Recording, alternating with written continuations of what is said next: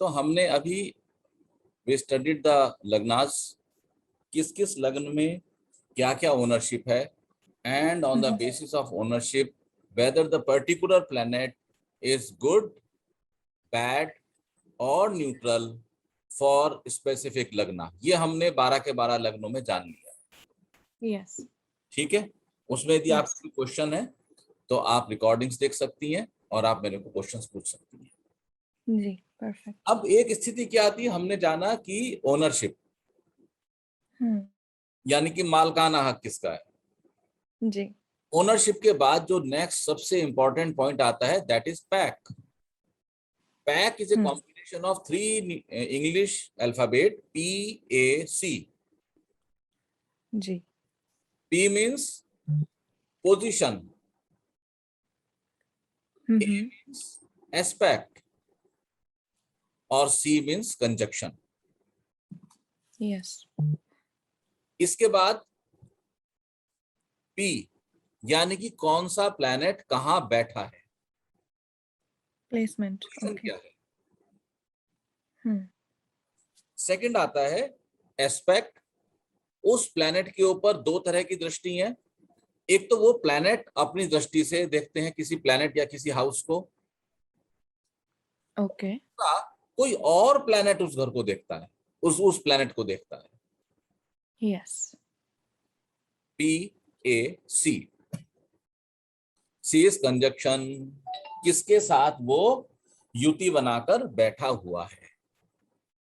Yes, हमने ownership पढ़ ली है और आपको अच्छे से समझ भी आ गई है, और लगभग कन्या तुला लग्न ऑनवर्ड्स तो आपने स्वयं ही उसके सारे रिप्लाईज किए हैं, तो वो फंडामेंटल आपको क्लियर हो चुका है। अब हम जानते हैं कि ये पैक क्या होता है।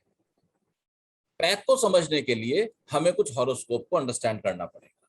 ठीक है, जी, तो आइए कोई हॉरोस्कोप देखते हैं। जी।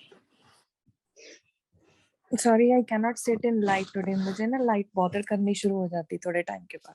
कोई बात नहीं, आपको स्क्रीन दिखाई दे रहा है और मेरी आवाज एब्सोल्युटली, दे रही है, बिल्कुल बिल्कुल। या that is enough, that is enough and I am really comfortable, क्योंकि हमारी क्लास हो रही है जिसके लिए आप मेरा स्क्रीन विजिबल होना चाहिए और मेरी वॉइस ऑडिबल होनी चाहिए। जी, एब्सोल्युटली। आपको स्क्रीन दिखाई दे रहा है, मैंने एक हॉरोस्कोप खोला है। हाँ जी, आप इस हॉरोस्कोप में देख रही हैं, मैं पहले ये हॉरोस्कोप एक्सप्लेन करूंगा आपको, then we will discuss one more horoscope. वो हॉरोस्कोप आप मुझे एक्सप्लेन करेंगे, ठीक है। ओके। हम सबसे पहले देखेंगे लग्न को। तो कैंसर या कर्क लग्न है, और कर्क या कैंसर लग्न के ओनर यहाँ 7th में बैठे हुए हैं। 7th में जो लग्नेश बैठे हुए हैं उसके ऊपर लगन में कौन से प्लैनेट है, सैटर्न। सैटर्न सप्तम। सैटर्न की ओनरशिप है 7th एंड 8th हाउस की, यस, और सैटर्न सप्तम दृष्टि से लग्नेश को देख रहे हैं, और लग्नेश सप्तम दृष्टि से सप्तमेश को देख रहे हैं। शनि के पास 3 दृष्टि हैं, 1 2 3। तो शनि लग्न में बैठ के तीसरी दृष्टि से 3rd हाउस को देखेंगे, जी, 4 5 6 7। शनि लग्न में बैठ के सप्तम दृष्टि से सप्तम हाउस और उसमें बैठे हुए चंद्रमा को देखेंगे, 8 9 एंड 10। शनि जो है वो 10वीं दृष्टि से दशम घर को देखेंगे। जी, लेकिन चंद्रमा के पास कितनी दृष्टि है, चंद्रमा के पास सिर्फ एक दृष्टि है, दैट इज द दृष्टि नंबर 7। तो यहां से 7 गिनेंगे, 1 2, बोलिए, 3 4 5 6 7। शनि और चंद्रमा परस्पर एक दूसरे को देख रहे हैं। जी, शनि के साथ कोई कंजक्शन नहीं है, कोई भी प्लैनेट शनि के साथ नहीं बैठे हैं, नहीं, और मून के साथ भी कोई कंजक्शन नहीं है। नहीं। So how does we apply the PAC, we say placement. So whenever we are talking about the placement, first we talk about the Lagna and Lagnesh only. We will start with Lagna and Lagnesh. तो हमने जाना कि लग्नेश चंद्रमा, placement इन 7th house, P. Aspect में हमने जाना कि शनि का डायरेक्ट एस्पेक्ट इनके ऊपर है जी। और कंजक्शन में हमने जाना है कि इनके साथ कोई नहीं बैठा, तो कंजक्शन कोई नहीं है। लेकिन यहाँ एक $1 मिलियन क्वेश्चन है कि चंद्रमा को सिर्फ सैटर्न ही देख रहे हैं या कोई और प्लेनेट भी देख रहा है? हमें पता ही नहीं अभी, क्योंकि शनि को देखा है। तो अब हम मार्स से स्टार्ट करेंगे। मार्स के पास 3 दृष्टियां हैं, दृष्टि नंबर 4, दृष्टि नंबर 7 और दृष्टि नंबर 8। ठीक है, तो देखते हैं मार्स क्या देख पा रहे हैं। This is Mars. मार्स की दृष्टि नंबर 4 यानी कि 1, मार्स जहां बैठे हैं उसी हाउस से।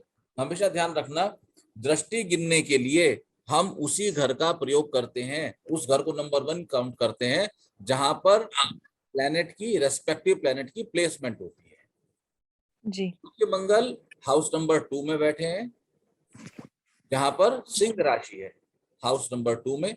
वहां से वी विल काउंट 4, 7 एंड 8। यहां तक कोई क्वेश्चन है आपको? क्लियर है जी? गुड। सो मार्स 1, 2, 3, 4। तो यहाँ तो चंद्रमा नहीं है, चंद्रमा पे मार्स का कोई भी एस्पेक्ट नहीं है जी। 5, 6, 7। तो मार्स की जो 7th दृष्टि है वो भी चंद्रमा पे नहीं आ रही है, एंड 8th या कोई भी एस्पेक्ट मून पर नहीं है जी। आगे बढ़े, आगे बढ़े जी, बिल्कुल। अब बात आती है सूर्य और मर्क्यूरी की। सूर्य और मर्क्यूरी दोनों के ही पास हम जानते हैं एक एक दृष्टि है, दृष्टि नंबर 7। याद है आपको जी? आपको तो दृष्टि वाला नोट्स है, वो पेपर खोल लीजिए। वही खोला हुआ है जी।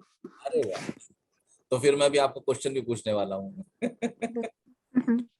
तो जुपिटर की नवम आ रही है मून पे, वो मुझे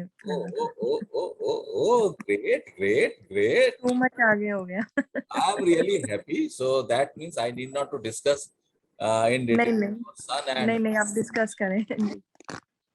सन और मर्क्यूरी, आपने बिल्कुल ठीक कहा, इनकी 7th दृष्टि मून पर नहीं आ रही है।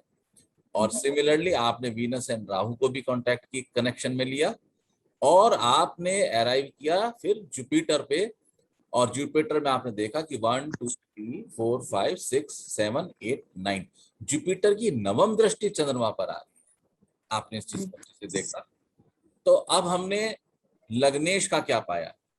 हमने लग्नेश का पाया कि लग्नेश बैठे हैं 7th हाउस में। लग्नेश का कंजक्शन कोई नहीं है, लग्नेश के ऊपर सैटर्न और जुपिटर की दृष्टि है जी। लग्नेश के ऊपर सैटर्न यानी कि परस्पर शत्रु हैं, तो दृष्टि आ रही है। हमने जब योग पढ़े थे तो हमने पढ़ा था कि जब भी शनि और चंद्रमा की मुलाकात होगी तो एक योग बनेगा, उसको बोलते हैं विष योग जी। यानी कि इस व्यक्ति के मन में कोई ना कोई कष्ट, विषाद या दुख हमेशा रहेगा जी। ठीक है, तो ये एक विष योग बन गया। इनका मन जो है, या तो ये भी कह सकते हैं कि ये लोग मन के बहुत अच्छे नहीं माने जाते हैं जी। दूसरा, हमने देखा कि इसी चंद्रमा पे जुपिटर की भी दृष्टि है, जो चंद्रमा का परम मित्र है। यानी कि चंद्रमा को कुछ तो बल मिल गया, चंद्रमा को कुछ तो बल मिल गया। यहां तक का जी बिल्कुल।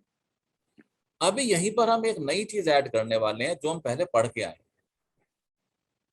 Now the question is Saturn aspects moon, but the question is कौन, गलत बोल गया, हाँ तो सही बोला, Saturn aspect moon, but the question is Saturn है क्या, which Saturn, who is the Saturn? तो कर्क लगन के लिए हमने जाना था जो शनि महाराज हैं वो सप्तमेश और अष्टमेश होके अष्टमी। परम नेगेटिव है। हम्म। ठीक है, तो ये हम्म। परम नेगेटिव प्लैनेट की निगाह चंद्रमा के ऊपर आ गई। लग्न के ऊपर, लग्नेश के ऊपर सप्तमेश और अष्टमेश का प्रभाव आना कभी भी शुभ नहीं माना जाता, जी। क्योंकि हमने जाना था कि सप्तमेश मारक है और अष्टमेश गड्ढा है, प्रॉब्लम है। हम्म। हम्म। इसके साथ ही हमने ये भी देखा कि जुपिटर षष्टेश भी है। जुपिटर कौन है? षष्टेश। मानते हैं इस बात को? हाउ? जुपिटर की मूल त्रिकोण राशि 6th हाउस में है, जुपिटर हम्म। षष्टेश भी है। यानी कि अभी हमने कहा था जुपिटर की दृष्टि आ गई तो इट वाज गुड साइन, हम्म। लेकिन हम्म। जैसे हमने कहा कि षष्टेश जुपिटर की दृष्टि आ गई, हम भी रियलाइज के छठे, सातवें और आठवें का एस्पेक्ट लग्नेश पर आ गया है, जो कि कोई अच्छा साइन नहीं है। हम्म। ठीक है, यहाँ तक कोई कुछ? जुपिटर का नहीं, यहाँ पर है छठे का कैसे आ गया? क्योंकि वहां पर जुपिटर की दूसरी राशि है, बिल्कुल हाउस नंबर 6 में। हम्म। बिल्कुल, जुपिटर की मूल धनु। राशि है। जी। हालांकि जुपिटर भाग्येश भी है, हम्म। जुपिटर भाग्येश भी है, लेकिन जुपिटर हम्म। की मूल त्रिकोण राशि तो इस वजह से उसका इफेक्ट भी आएगा इसके ऊपर। बिल्कुल आएगा। यानी कि शत्रु प्रबल थे इनके, हम्म। इनके शत्रु प्रबल थे। जुपिटर 11th हाउस में होगा तो फादर की डेथ के बाद बड़ी प्रॉब्लम आती है नेटिव को। और आपको ये हॉरोस्कोप मैं बता देता हूँ, बात बताता हूँ इनका। इनके फादर के डेथ के बाद इनको बहुत दिक्कतें आई जीवन में, इनके खिलाफ विद्रोह खड़ा हो गया। ओके। पर क्योंकि इनका ये एक क्रूर सा योग है ये, और ये बुद्धि की बहुत मजबूत थी, ये एक महिला का चार्ट है। हम्म। दूसरा, जब भी राहु 6th हाउस में होगा तो ये आपको बहुत सारी युक्तियों से भर देता है। तो इन्होंने अपनी बुद्धि से अपने शत्रुओं पे विजय पाई, लेकिन लगभग इनको जीवन पर्यंत शत्रुओं का सामना करना पड़ा और इनका अंत भी शत्रुओं के द्वारा ही हुआ। ओके। यहाँ तक कोई क्वेश्चन है? जी नहीं, कोई क्वेश्चन। लेकिन फादर का आपको कैसे लगा पता कि फादर का हाउस कहाँ से डिटेक्ट हुआ? मैंने आपको एक प्रिंसिपल बताया है कि जो जुपिटर जब 11th में होंगे, हम्म। ये एक प्रिंसिपल है। जुपिटर जब भी 11वें घर में होंगे तो पिता की मृत्यु के बाद नेटिव को कष्ट आता है। ओके। ठीक है, ओके। अभी थोड़ा सा इसी पॉइंट को और डीप एनालाइज करने की कोशिश करेंगे। हम्म। यहाँ पर दो चीज आती है, एक लग्न और एक लग्नेश। जी। लग्न और लग्नेश, यानी कि ये दो चीज मिलके नेटिव का निर्माण कर रहे हैं। हम्म। ठीक है, यदि इनमें से किसी एक के साथ नेगेटिव रिलेशनशिप हो, दूसरे से ना हो तो बचत है। लेकिन यहाँ पर सप्तमेश और अष्टमेश होके शनि लग्न में बैठ के लग्नेश को देख रहा है, यानी कि हम्म। शनि ने, जो कि ओनरशिप बहुत खराब है, लग्नेश के परम शत्रु हैं, इस शनि ने लगन लग्नेश दोनों को पकड़ा है। जी। क्लियर हो गया पॉइंट? जी बिल्कुल। वेरी। आइए थोड़ा सा और देखते हैं। हमने एक डिस्कस किया था कि यदि कर्क लग्न है, हम्म। कर्क लग्न में एक बहुत इंपॉर्टेंट प्लेनेट है जो कि योग कारक कहे जाते हैं, उनका नाम है मार्स, हम्म। मंगल। जी, आपने बोला था कर्क लगन में हमेशा मार्स की प्लेसमेंट देखनी चाहिए और वो कुंडली बदल देती है। तो कर्क लगन में जो मार्स की प्लेसमेंट है वो इस नेटिव की शक्तियां बताने वाली है। ओके। तो जो मार्स, योग कारक मार्स है, वो अपने मित्र के घर में बैठा हुआ है। सन। सिंह राशि है, पॉजिटिव हाउस है, नेगेटिव नहीं है, न्यूट्रल है। न्यूट्रल है, बिल्कुल ठीक है। और तो हम पॉजिटिव लेंगे। वाणी का स्थान है, हाँ, यानी कि वाणी के स्थान में अग्नि तत्व राशि और अग्नि तत्व ग्रह, ग्रह वो जो मोस्ट पावरफुल है। इसका मतलब हमें पता लग गया कि इस नेटिव की वाणी में अद्भुत शक्ति होगी। ओके। हाँ, लेकिन बात इतनी सी नहीं है। अद्भुत शक्ति में मंगल बैठा है तो आप कहोगे सर ये तो गलत भी बोल सकती है। लेकिन उत्तेजित। देखते हैं कि मार्स का डिस्पोजिटर सूर्य है। मार्स का डिस्पोजिटर सूर्य। कहाँ बैठा है? पंचम, 5th हाउस में। मंगल के घर में बैठा है। पॉजिटिव है वहां पे भी। ना सिर्फ पॉजिटिव, एक्सचेंज कर लिए इन्होंने हाउसेज, जैसे हमने कल किया था एक्सचेंज। वेरी गुड, मजा आ गया। आज आपने 2 क्वेश्चंस के बहुत बढ़िया जवाब दिए। मेरे को तसल्ली हो गई। तीसरा बताऊं, ये इंदिरा गांधी का है चार्ट।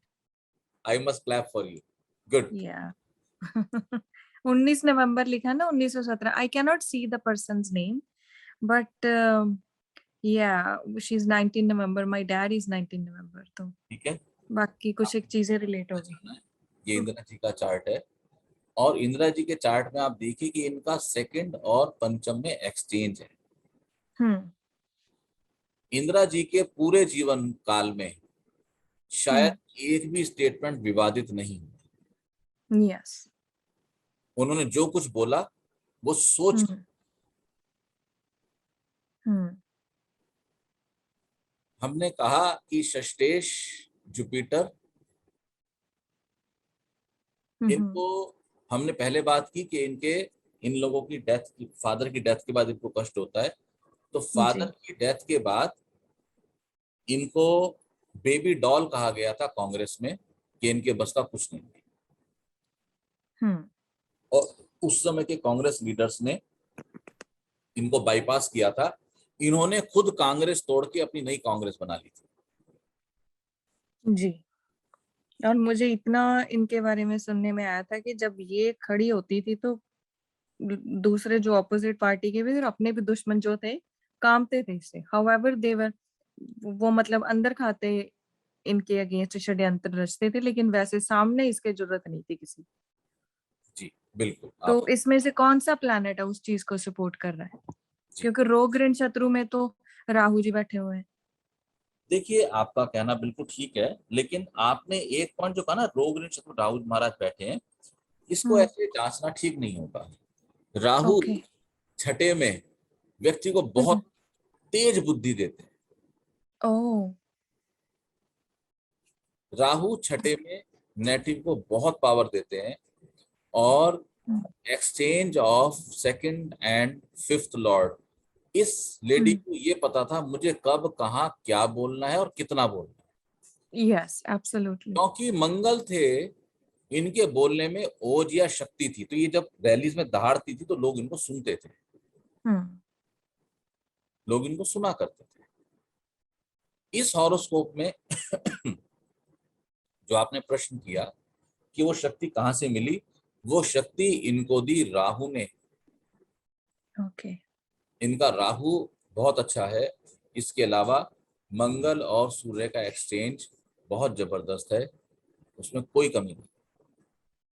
सर, इनका बुधादित्य योग भी बन रहा है ना इनका 5th बुध हाउस में? योग बनता है जी। उसका क्या बेनिफिट होता है? भूल देखिए, गई मैं, आपने बताया। बुध आदित्य योग में मैंने जैसे आपको बताया था, हॉरोस्कोप को घुमाने की ताकत रखते हैं बुध महाराज। ओके। ठीक है, घुमाने की ताकत रखते हैं। मैंने आपसे एक बार एक हम्म। चर्चा करी थी कि Budh Aditya yoga is a common yoga, it's not hmm. Very auspicious, rare बनता है। फिर भी हम्म। योग को इतनी इंपॉर्टेंस क्यों दी गई? हम्म। उसका कारण यह है कि बुध जब भी सूर्य के साथ आएंगे तो थोड़ा सा शांत हो जाता है। ओके। जैसे एक युवा लड़का है, युवान लड़का है, हम्म। 22-24 साल का, वो हम्म। जब अपनी मोटरसाइकिल लेके निकलेगा रोड पे तो बहुत हम्म। तेज भगाएगा, आड़ी तिरछी घुमा के चलाएगा, किसी की परवाह नहीं करेगा या हॉर्न बजाएगा।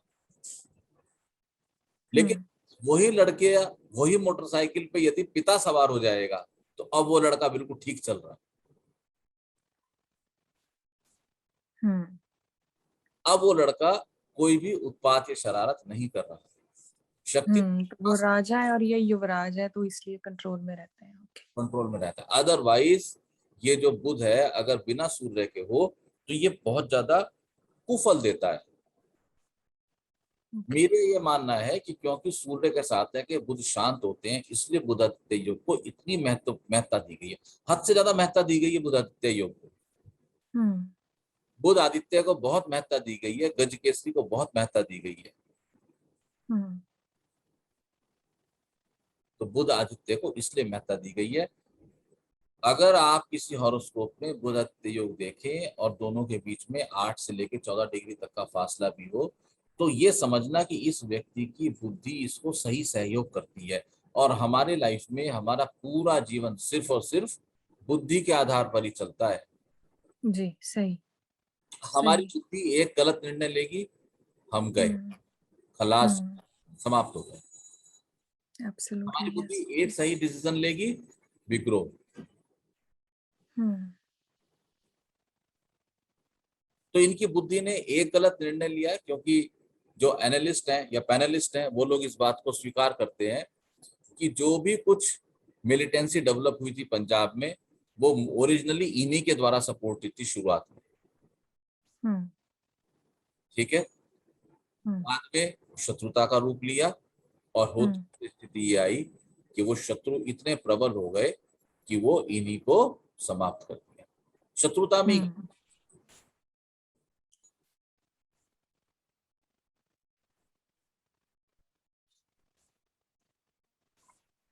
पॉइंट क्लियर समझ आया? जी, बिल्कुल। कुछ पूछना चाहते हैं आप? नहीं, तो इस हॉरोस्कोप में फिर मार्स की ये जो पोजीशन है, उसकी वजह से ये चार्ट बहुत पावरफुल हो जाता है बेसिकली। वो एक दृष्टिकोण है। हम्म। ठीक है। जी। अगर मैं उसी मार्स को किसी और दृष्टिकोण से देखूं तो आपको ना अपने को देखना पड़ेगा कि हम किस किस दृष्टि से किसी हॉरोस्कोप को देख सकते हैं। ओके। ये क्या है? मार्स। यानी कि पाप ग्रह। हम्म। ये क्या है? केतु। अर्थात ये भी मैलिफिक प्लैनेट।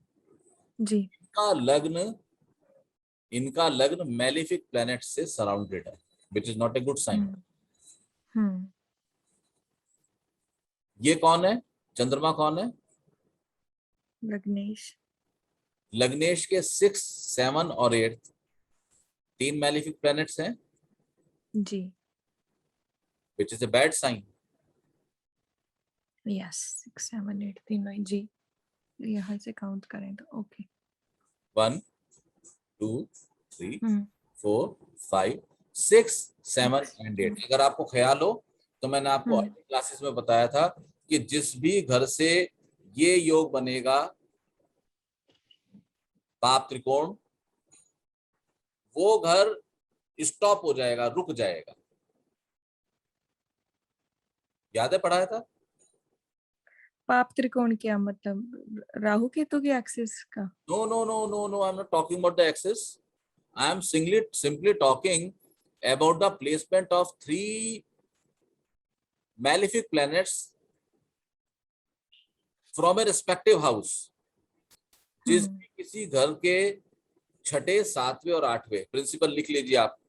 यस यस, ये बताया था आपने। यस। और मैंने आपको बताया था कि जैसे शिप जा रहा है समंदर में और उसको रोकना हो, तो एक इस तरह का वो होता है ना, बॉडी, उसको गिरा देते हैं नीचे, जी, एंकर। हम्म। एंकर।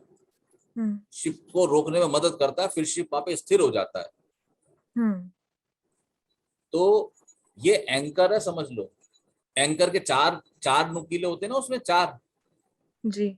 चार ऐसे निकले होते हैं। तो आपको दिखाई दे रहा हम्म। है ये 1 2, जी। चौथा कहते हैं इनविजिबल है यहाँ पे। हम्म। हम्म। तो आप ये देखो हम्म। कि इनका ये सप्तमेश है, जी।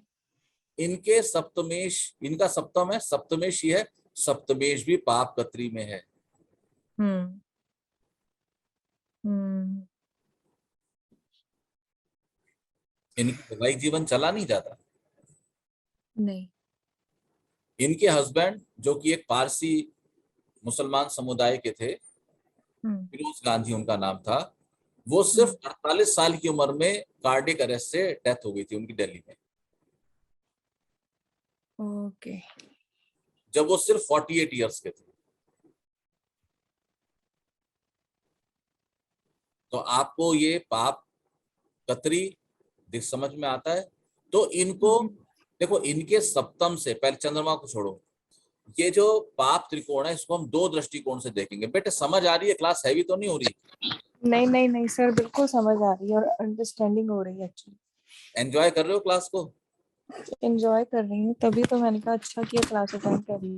गुड। मैं इतनी आज इचिंग हो रही थी क्योंकि कितने दिन हो गए कंप्यूटर पे काम लगातार चल रहा था, जी, तो मैंने कहा नहीं, मैंने क्लास नहीं छोड़नी है, अब समझ आनी शुरू हुई है। गुड। देखो, हमें एक ही चीज को देखना, अपना जो विजन है उसको बहुत सॉफ्ट रखना होगा। हम एक चीज को कई दृष्टियों से देखेंगे। हमने जब मार्स महाराज की बात की थी, मंगल महाराज, तो हमने बड़ी तारीफ की थी मंगल महाराज की। योग कारक हैं, अच्छा है, मित्र के घर में है, एक्सचेंज है, बहुत सारी हमने अच्छी बात करी थी। वही मंगल महाराज इज ए पार्ट ऑफ पाप कतरी एंड पाप त्रिकोण। जी तो इनका अभी जो यहाँ पे आप सप्तम हाउस को देखें तो यहाँ पे दो दृष्टियां लगाएंगे आप अपनी। एक तो यहाँ पे सेवंथ हाउस देखिए और एक यहाँ पे मून देखिए, दो अलग अलग बातें हैं। सबसे ज्यादा स्टूडेंट्स गड़बड़ क्या करते हैं कि वो घर, ग्रह और राशि में बाइफर्केशन नहीं कर पाते। हम जब सप्तम से पाप त्रिकोण देखेंगे तो कुछ और बोलेंगे, हम जब चंद्रमा से पाप त्रिकोण बोलेंगे तो कुछ और बोलेंगे। समझ आ रहा है? जी बिल्कुल। तो जब हम सप्तम की बात करेंगे तो सेवेंथ हाउस यानी कि जो स्पाउस है वहां से पाप त्रिकोण है, यानी कि विवाह में तो जबरदस्त पंगा है। और जिसको कहते हैं पर्दे के पीछे की खबरों के हिसाब से जो चीजें चलती हैं खबरों में, उसके हिसाब से विवादित रही वो विवाह उस समय। कुछ ऐसी विशेष परिस्थितियां बनी थी कि अचानक विवाह करना पड़ा था, ऐसा सुना है मैंने। हालांकि मैंने ऐसा कोई प्रूफ नहीं मेरे पास, किसी बुक को मैं रेफर कर सकूं, तो वो गलत भी हो सकता है, लेकिन ये चीज चलती है। सप्तम से पाप त्रिकोण और सप्तमेश अर्थात शनि से पाप कतरी, तो इस हॉरोस्कोप में विवाह सुख तो है ही नहीं।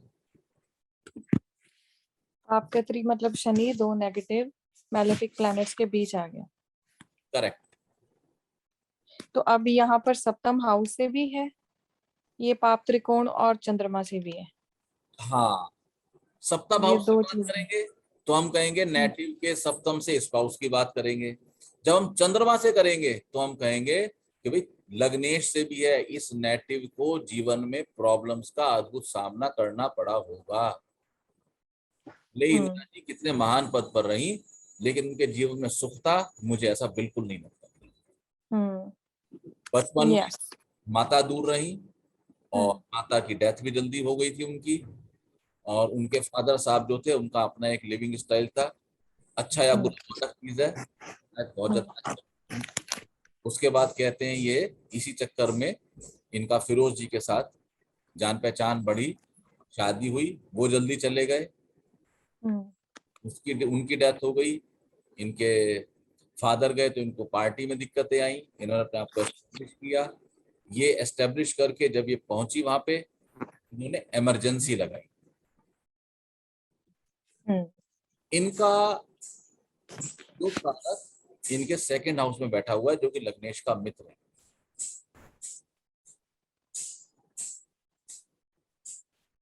इस अवस्था में व्यक्ति घर का मुखिया बनना चाहता है, क्योंकि मंगल है तो बाई हुक्स और बाई क्रूक्स। ओके। तो इन्होंने घर का यानी कि राष्ट्र की ये मुखिया बनना चाहती थी। कैसे? बाई हुक्स और बाई क्रूक्स। क्योंकि शनि और चंद्रमा का योग है, तो जिसको हम कहते हैं विष योग। तो विष योग का अर्थ यह है कि ऐसे व्यक्ति के मन में विष घुला रहता है, नेगेटिव होते हैं, नेगेटिव होते हैं, और बहुत मानसिक रूप से बहुत कष्ट भी भुगतते हैं। अब आप एक चीज को देखिए कि इनकी शनि की दशा जब शुरू होती है 70 में, ठीक है, 70 में शनि की दशा शुरू होती है, तो क्योंकि पाप ग्रह है, केंद्र में अच्छा रिजल्ट देता है, 71 और इन्होंने सक्सेसफुली जीत। हम आगे चल के नवमांश को डिस्कस करेंगे, तो हम उसका एंगल भी साथ में लेके चलेंगे, किस तरह से नवमांश में शनि अच्छे हैं, ठीक है। सक्सेसफुल होके उन्होंने वो जीत ली, और उसके बाद इन्होंने एंजॉय किया, शनि ने इनको अच्छे रिजल्ट्स दिए। उसके बाद जब बुध आए, तो अब ये बुध महाराज इनको कोई भी तगड़ा निर्णय लेने के लिए उकसाएंगे, और इन्होंने इमरजेंसी इंपोज कर दी। और जब शुक्र आते हैं 76 में, केतु आए, तो उसके बाद इनको छोड़ना पड़ गया। 77 में इलेक्शन हुए, शुक्र जो है इनके बहुत खराब है, यहाँ छठे में और यहाँ अष्टम में, तो इनको सत्ता से दूर जाना पड़ा। ओके। सूर्य क्योंकि बढ़िया है, तो ज्यादा टाइम दूर नहीं रहे। सूर्य आए तो सन 80 में ये वापस पावर पे आ गई। ओके। और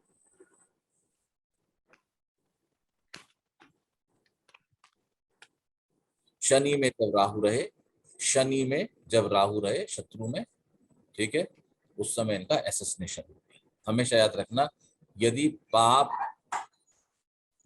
त्रिकोण या पाप का योग है, आमतौर पर व्यक्ति का अंत दर्दनाक होता है।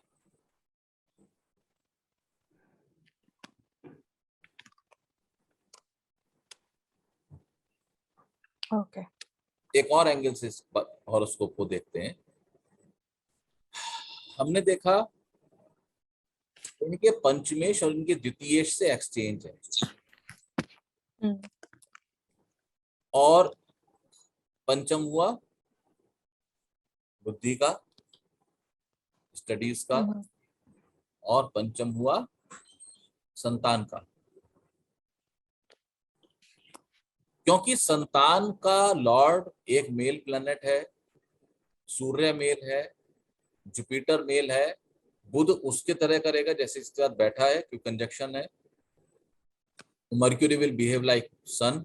तो आप देखो कि इतने मेल प्लैनेट्स के कनेक्शन के कारण इनको 2 पुत्र की प्राप्ति हुई, ठीक है। सर दोबारा दोबारा से बोले, एक तो ये लास्ट वाली लाइन दोबारा समझाए।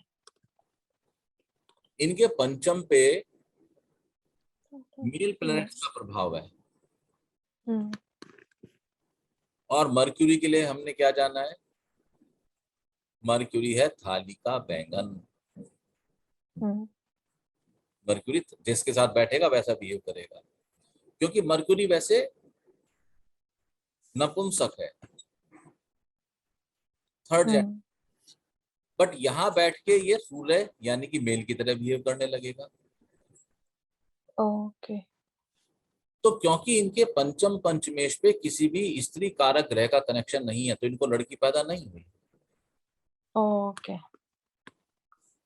ओके। तो लड़के पैदा हुए। और क्योंकि देखिए इनके लड़के और इनके परिवार के लॉर्ड के बीच में पंचम और सेकंड में एक्सचेंज है, इनके दोनों ही लड़के इनके परिवार पे उन्होंने शासन किया। जब तक इनके छोटे बेटे संजय गांधी जिंदा रहे, उनकी पूर्ण, और संजय गांधी की डेथ के बाद जब राजीव साथ में आए, तो उसके कुछ ही समय बाद इंदिरा जी नहीं रही, और वो परिवार पर उन्होंने शासन किया, देश पर भी। तो इनको पुत्र संतान का योग है। हमें इस चीज की जानकारी नहीं है, क्योंकि कुछ व्यक्तिगत और गुप्त प्रश्न हैं। अगर इनको कई बार कुछ मिसकैरेज पर स्थिति बनती है, तो वो भी पुत्र ही रहा होगा। ओके। इनको पुत्र संतान के योग बनते हैं।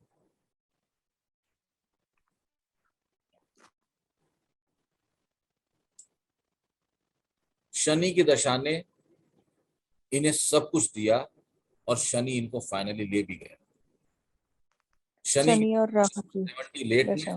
तो 71 में इन्होंने बांग्लादेश वॉर को बहुत सक्सेसफुली हैंडल किया। जी। आप शनि की दशा में देखिए, शनि अश्लेषा बुध के नक्षत्र में है।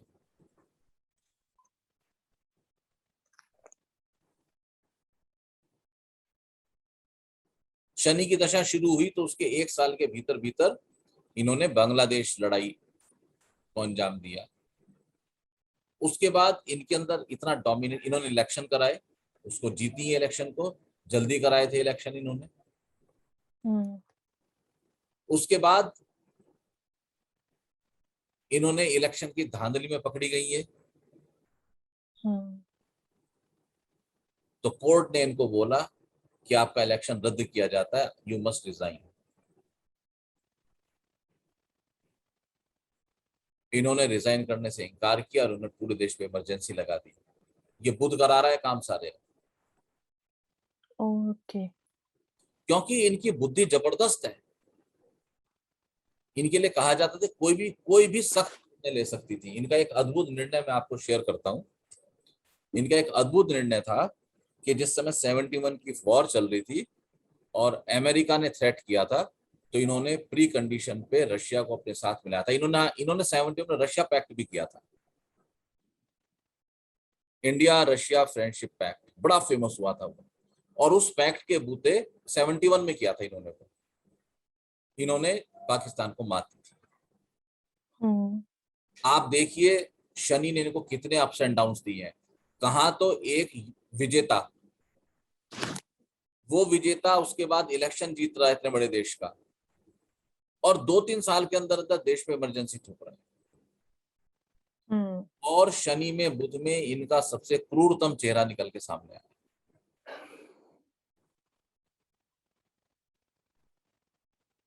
उसके बाद ये इलेक्शन हार गई 77 में। 80 में इन्होंने कमबैक किया, और कमबैक करके जब तक इन्होंने कमबैक किया तब तक पंजाब में माहौल खराब हो चुका था। आप देखिए सब शनि में चल रहा है ये। जी बिल्कुल। तो शनि क्या इनको सुधारने के मूड में थे, क्या थे? शनि की हम क्या इसको समझ सकते हैं कि देखिए शनि इनको क्या देने के मूड में थे? शनि इस लगन में शनि नेगेटिव ही होते हैं, double negative you can say, सप्तम और अष्टम हाउस में। बिल्कुल। देखिए शनि जो है ना, नवमांश में स्वग्रही हो गए, लाभ भाव में आ गए, लाभेश लाभ भाव में। तो नवमांश में शनि की स्थिति अच्छी हो गई है, तो इस शनि इनको कुछ बेटर रिजल्ट देने के मूड में थे। लेकिन इनके पूर्व जन्म के कर्म इतने खराब थे कि वो हिसाब बराबर होना बहुत जरूरी था। लेकिन वो हिसाब बराबर करने के लिए शनि ने अभी भी इनसे गलतियां करवाई थी। बिल्कुल ठीक कहा आपने।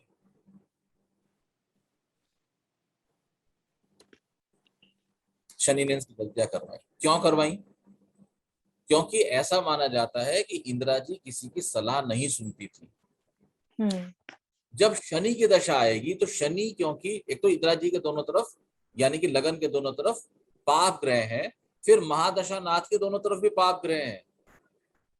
जब भी किसी लग्न के दोनों तरफ लग्न is being surrounded by the malefic planets, ऐसे व्यक्ति को अच्छी सलाह नहीं मिलती है।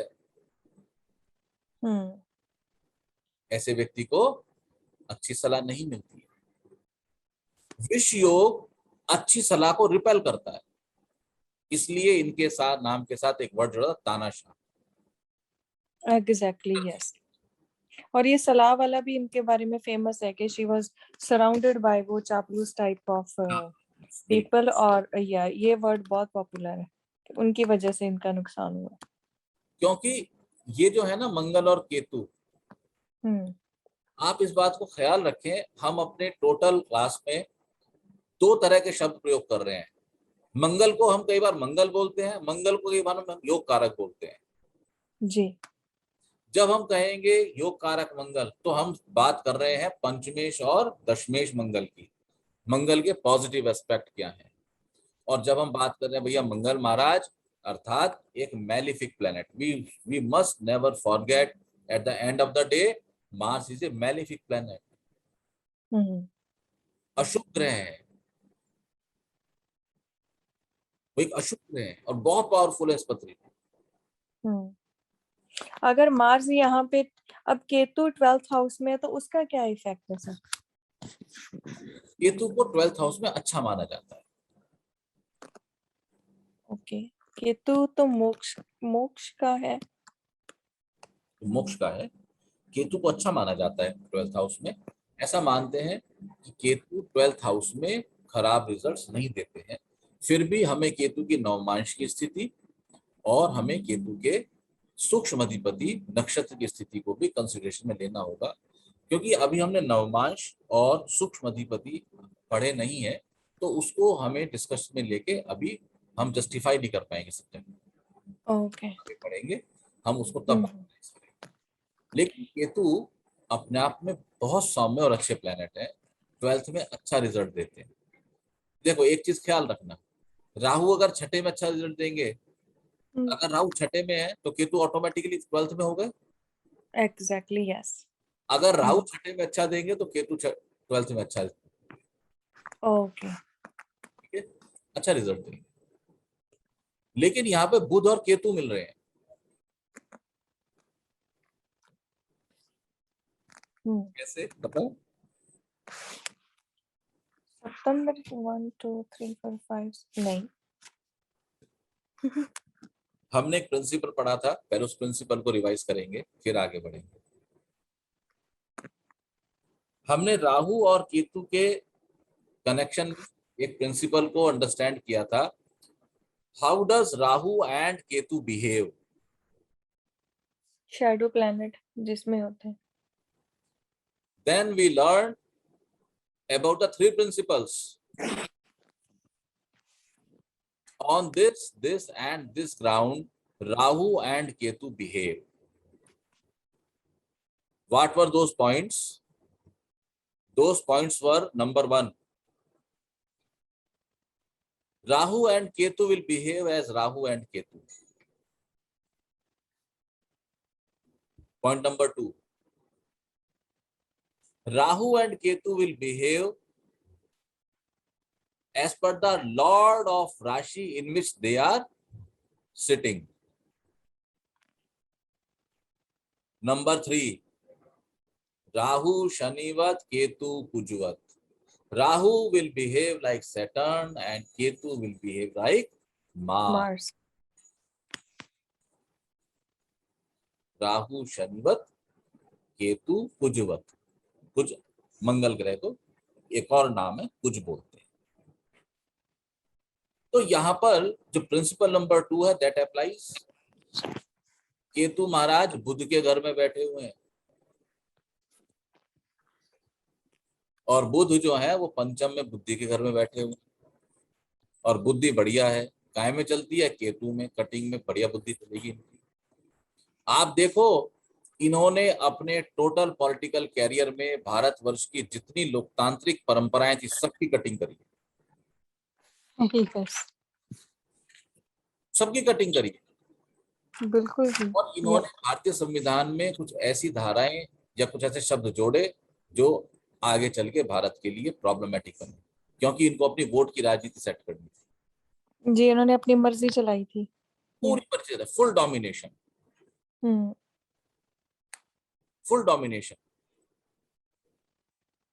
क्योंकि ये विष योग मन में एक विष का निर्माण करता है, अर्थात कई बार ये योग इस हॉरोस्कोप में नहीं भी होगा, लेकिन हम योग की चर्चा कर रहे हैं, कई बार ये योग सामने वाले व्यक्ति को इतना क्रूर बना देता है कि वो किसी भी हद से गुजर जाता है।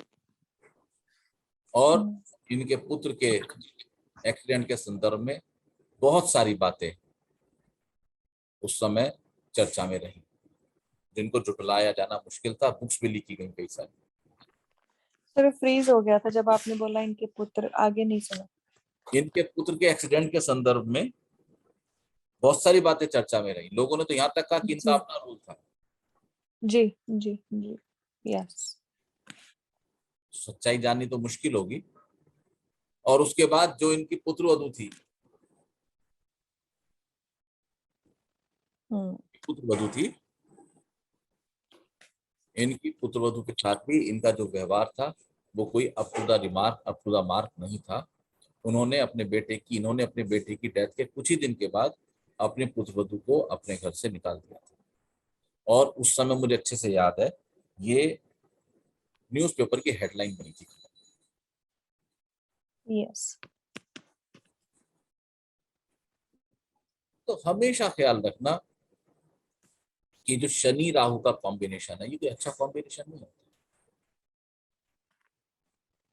लेकिन इस ग्राउंड पे, क्योंकि लगन और लग्नेश दोनों से ही, सिर्फ इन दोनों से, सप्तम और सप्तमेश सिर्फ इनसे या तो पाप कतरी है या पाप त्रिकोण योग है। इसने इस नेटिव को किसी भी स्थिति में सुख नहीं भोगने दिया। शनि ने इनको चढ़ाया भी और शनि इनको बहुत बुरी अवस्था में ले भी गया। आप देखें, एक चीज और देखें, कहते हैं कि 80 से पंजाब में आतंकवाद शुरू हुआ था, में वो पीक, उस समय शनि में चंद्रमा की दशा।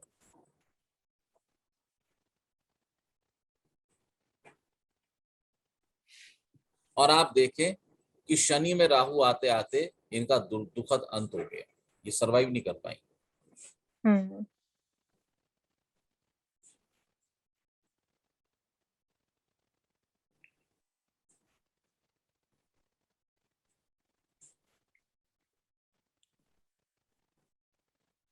सर एक चीज बताएं, अब ये बंदा तो खत्म हो गया लेकिन चार्ट आगे चलता जा रहा है। क्या तो मतलब? मतलब अब चार्ट आगे चलता ही जा रहा है। Let's say she passed away in 84, लेकिन वो दशाएं आगे आगे चल रही हैं 85 86। तो वो किसी पैरेलल वर्ल्ड की इनकी चल रही है एस्ट्रोलॉजी वहां। मैं बताता हूँ। देखिए,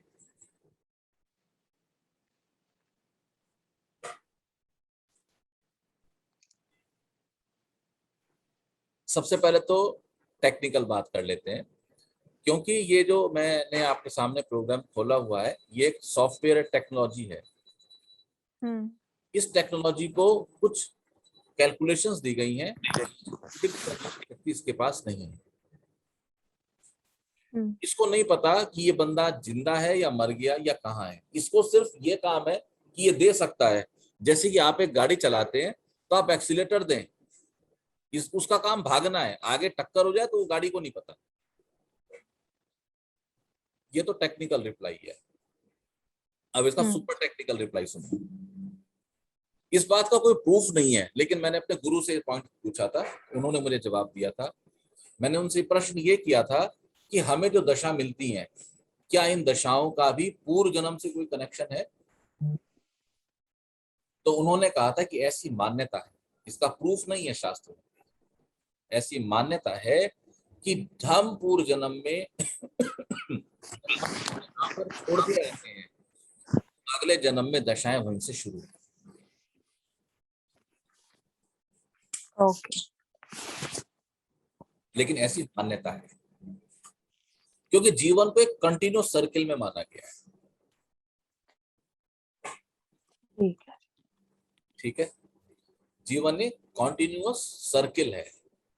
अब आप देखें कि 31 अक्टूबर 84 तक इनकी शनि राहु राहु शुक्र की दशा थी। जी। शनि को हम बात कर चुके, राहु शत्रु के घर में बैठे हुए हैं, शुक्र शत्रु के घर में बैठे हुए हैं, नवमांश में शुक्र अष्टम में आई गए हैं। तो आप देखो कितनी खराब दशा थी ये योग। सर राहु कैसे इफेक्ट करता है वीनस को इस चार्ट में? आपने हमेशा सुना होगा वैदिक में कि शुक्र और राहु जो है वो मित्र है। जी। ठीक है, तो ठीक है, कोई सी बात नहीं है, मित्र है। लेकिन एक चीज हमेशा याद रखना, अगर आपको ठीक प्रोडिक्शन करनी है तो शुक्र जब भी राहु के कनेक्शन में आएंगे, शुक्र पीड़ित हो जाएंगे।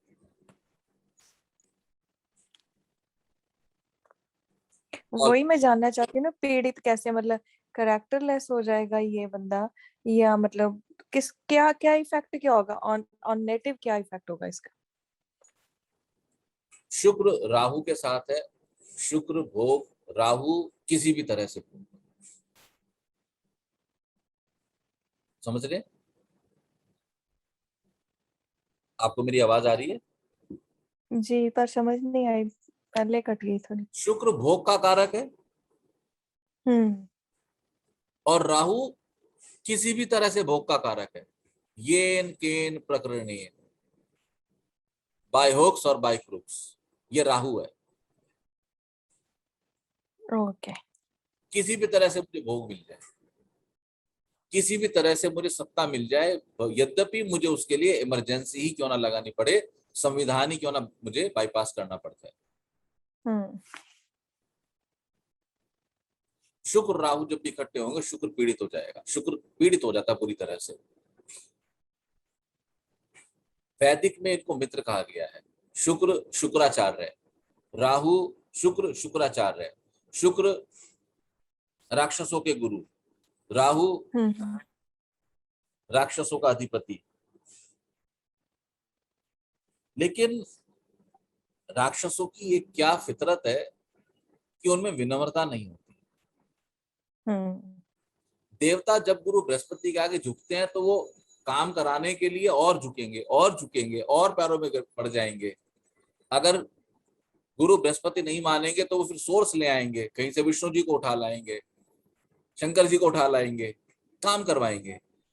लेकिन राक्षस हम्म। का काम करने के लिए फिर छल का प्रयोग करते, वो अपने गुरु से भी ऊंची जी। आवाज में बोलने से परहेज नहीं करते, क्योंकि वो उग्र स्वभाव के। हम्म। अगर आपने थोड़ा सा भी अनुभव लिया हो महाभारत का, तो वहां पर जो राक्षसी प्रवृत्ति के पात्र हैं दुर्योधन, और राक्षसी प्रवृत्ति में उनको मार्गदर्शक उनके मामा शकुनी, यस। अर्जुन अपने मामा से भी अपशब्द या ऊंचा बोल जाया करता था, तो उसे अर्जुन को दिक्कत नहीं थी। इसलिए मैं कहता हूं कि राहु जो है वो शुक्र की युति के में होगा, तो शुक्र को शुक्र पीड़ित हो जाएगा। और ये पीड़ा हमें साफ साफ दिखाई भी दी कि किस तरह से शुक्र, क्योंकि विवाह के कारक हैं, किस तरह से उनको मैरिज इश्यूज लाइफ में आए। विशेष परिस्थितिवश उनका विवाह हुआ, कोई बहुत पॉम्पेट शो नहीं हुआ, बड़ा स्मॉल फंक्शन था उनके विवाह का, जबकि वो एक बहुत प्रोमिनेंट पर्सन की पुत्री थी, और उनका वैवाहिक जीवन भी कुछ खास चल नहीं पाया।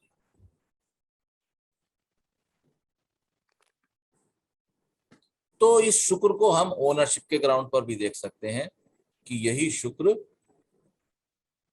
चतुर्थेश और लाभेश है। चतुर्थेश मीन्स सुख, माँ, तो इनको माता का साथ ज्यादा नहीं मिला। यहाँ पे इनके बारे में एक और इंटरेस्टिंग चीज मैं आपको शेयर करता हूँ, मुझे ख्याल आ गया इनका। इनका शुक्र राहु के साथ है, और हमने थोड़ी देर पहले कहा कि किसी भी तरह से, अच्छे या बुरे किसी भी भाव से, येन केन प्रकरणेन, अच्छे या बुरे किसी भी तरह से। इन्होंने जब शनि में शुक्र की दशा में इमरजेंसी लगाई, किसकी दशा चल रही है? हेलो बेटे। इमरजेंसी कब लगाई थी, 83 में?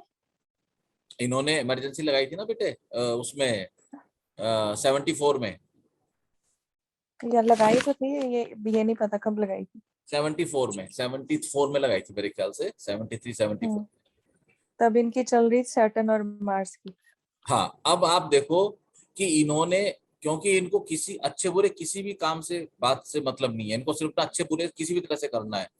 इन्होंने हम्म। इमरजेंसी के बाद जो जयगढ़ फोर्ट है, जयपुर का, इन्होंने महारानी गायत्री को उठा लिया। महारानी गायत्री जो थी वो वहां की किंग क्वीन थी, तो ऑफिशियली तो सब भारतवर्ष है, लेकिन वो जो सिस्टम चल रहा था वो क्वीन, इन्होंने उनको अरेस्ट किया। और ये बात आज तक नहीं खुली कि वो सच है या झूठ है, लेकिन ऐसा कहते हैं कि इन्होंने उनको टॉर्चर करके जयगढ़ फोर्ट को खुदवाया और वहां से बहुत पैसा निकला, वो सारा का सारा पैसा ये हजम कर लिया।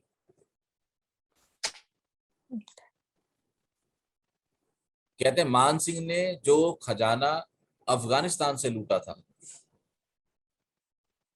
वो सारा खजाना उन्होंने जयगढ़ फोर्ट में रखवाया था। मैं जब जयगढ़ फोर्ट घूमने गया था तो मैंने वहां पे गाइड से बात की थी। गाइड इस बात की पुष्टि करते हैं कि ये सारा का सारा इमरजेंसी में इंदिरा जी ने खुदवा दिया था। लेकिन ऑफिशियल ग्राउंड पे एक रिपोर्ट है कि one particular day Sanjay Gandhi Jaigarh fort पहुंचे हेलीकॉप्टर से, और अगले दिन दिल्ली जयपुर हाईवे बंद कर दिया गया पूरे दिन के लिए, और आर्मी की गाड़ियां जो थी डिप्लॉय कर दी गई वहां से कुछ लाने की। तो बहुत सारी बातें होती हैं, बड़े लोगों के बहुत सारे कहे अनकहे किस्से होते हैं, कुछ पुष्ट होते हैं, पुष्ट होते हैं, लेकिन फिर भी समाज में जो बातें चलती हैं उनके पीछे कुछ ना कुछ तो, क्योंकि कोई बात अगर 50 साल बाद भी जीवित है तो उसमें कुछ तो ताकत है।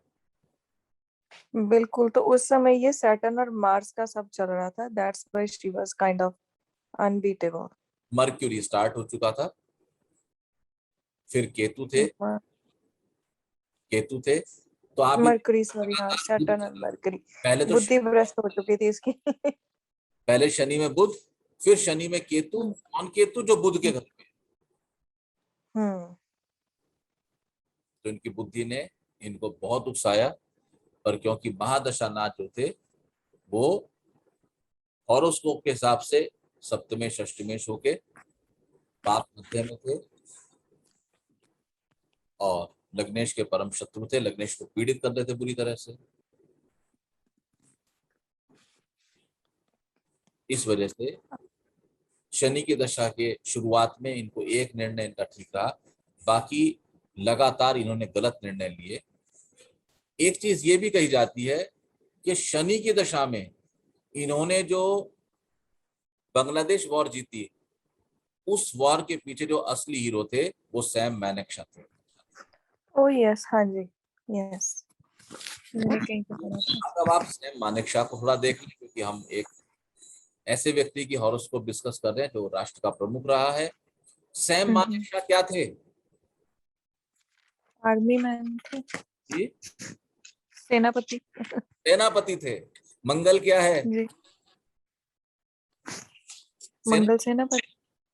मंगल यहाँ पे देखो कितना पावरफुल बैठा हुआ है, और लग्नेश यस। मित्र है, लग्नेश का मित्र है, लेकिन लग्नेश का और इनका कोई रिलेशन नहीं है। तो ऐसा कहते हैं कि सैम मानेकशॉ और इंदिरा जी के संबंध अच्छे नहीं थे, और सैम मानेकशॉ ने हमेशा पाकिस्तान वॉर की जो विक्ट्री थी उसका क्रेडिट स्वयं को और अपनी आर्मी को दिया, जबकि इंदिरा जी ने वो क्रेडिट स्वयं लिया, अपने ऊपर लिया। तो एक बार एक कॉरेस्पॉन्डेंट ने मिस्टर मानेकशॉ को पूछा था कि what if you could had been head of Pakistani army, तो उन्होंने कहा तो पाकिस्तान जीतता। उनकी इस बात से इंदिरा जी इतनी नाराज हो गई थी कि उन्होंने मिस्टर मानेकशॉ के साथ बहुत दुर्व्यवहार किया, उनकी पेंशन तक रोक दी। Oh my God. और उनको उनको बहुत दिक्कतें आई। मुझे अगर गलत ख्याल नहीं है तो मिस्टर वाजपेयी का जो कार्यकाल था उसमें शायद मिस्टर वाजपेयी या कोई उनसे मिलने गए थे और उनका सारा जितना पुराना पैसा था उनको हैंडओवर किया था और उनसे माफी मांगी थी। लेकिन जो वॉर हीरो का रेस्पेक्ट जो मिस्टर मानेकशॉ को मिलना चाहिए था, आप देखो hardly there are hardly people who know mister Manekshaw. Yes, exactly. Mister Manekshaw नहीं तो जितनी वो वॉर की पिक्चर आती है कि कैसे Pakistan army is giving up, you are absolutely right, he was the national, he must be the national hero. लेकिन उनके बारे में बस let's say, because I came from journalism, तो मुझे थोड़ा सा पता है। If I see my friends और siblings, they really don't know. लोगों को नहीं पता, लोगों को नाम ही नहीं पता सैम मानेकशॉ क्या है। किसी को पता ही नहीं कि ये वो महान विभूति है जिसने पाकिस्तान को 2 टुकड़ों में बांटा, अदरवाइज हमारा जीना हराम हो गया होता। सर इसको ये भी था ना डर के वो मेरा तख्ता पलट कर देंगे उनके बारे में। देखो, ये इतने गहरी चीजें हैं कि हम इस पे कमेंट करने के लिए ठीक नहीं है, हमें नहीं पता इन नहीं सब। लेकिन वो इज इट ड्यू लेकिन टू मैं ये मार्स? कहना चाहता हूँ, मैं एक चीज कहना चाहता हूँ, भारतीय फौज इतनी डिसिप्लिन फौज है और इतनी फौज है कि वो ऐसा नहीं करती। दूसरा कारण, नहीं इंडिया में कभी नहीं हुआ है ये दूसरा वाला। कारण, उसका कारण बताता हूँ। इतने हम्म बड़े देश को संभालना फौज के बूते में है ही नहीं। हम्म ये इतना बड़ा देश है, but a hmm part of that भारतीय फौज जो है वो बहुत डिसिप्लिन और बहुत प्रोफेशनल फौज है। हम्म। तो अल्टीमेटली ये है कि जब सैटर्न की दशा आती है तो बंदे को बहुत ध्यान से चलना चाहिए। हम यहाँ पे सैटर्न की बात नहीं करेंगे, आप हल्का हम्म। सा चूक कर रहे हो। अभी हम अपने नेक्स्ट क्लास में किसी ऐसी हॉरोस्कोप को स्टडी अंतरदशा की करेंगे बात कर रहे हैं। जिसका लग्न वृषभ, टॉरस या हम्म। लीब्रा होगा। ओके। शुक्र के लग्न को पकड़ेंगे तो हम पाएंगे कि शनि ने इनको बना दिया। इवन सैगिटेरियस धनु लग्न में नीच हम्म का शनि पैसे देता है। तो हम्म। धीरे धीरे जैसे जैसे हमारी क्लासेस आगे बढ़ेंगी, हम बहुत सारे नए एस्पेक्ट को समझने की कोशिश करेंगे। सर बेसिकली वैसे इस चार्ट्स में जो आपने आज पढ़ाया है उससे तो ये पता चल रहा है कि अंतरदशा के अकॉर्डिंगली इनके जो डिसीजंस हैं राइट रॉन्ग या डिक्टेटरशिप वाले हुए हैं, नॉट फ्रॉम द महादशा। पॉइंट कहा है, हमने इस पॉइंट को डिस्कस किया था कि जो रिजल्ट गिवर है दैट इज अंतरदशाना। आदशाना तो फल बना देगा, रिजल्ट गिवर इज द अंतरदशाना। आज की यस। क्लास में हमने पैक को अंडरस्टैंड करने की कोशिश की, हमारा फोकस पैक पे था। आज की क्लास में हमारा फोकस विंशोत्तरी दशा पर नहीं था, हम्म। क्योंकि पैक के बाद यदि हम रिजल्ट डिस्कस नहीं करेंगे तो आपको चीजें समझ नहीं आएगी। जी जी सही। अभी कुछ और हॉरोस्कोप हम अगली क्लासेस में डिस्कस करेंगे पैक पे।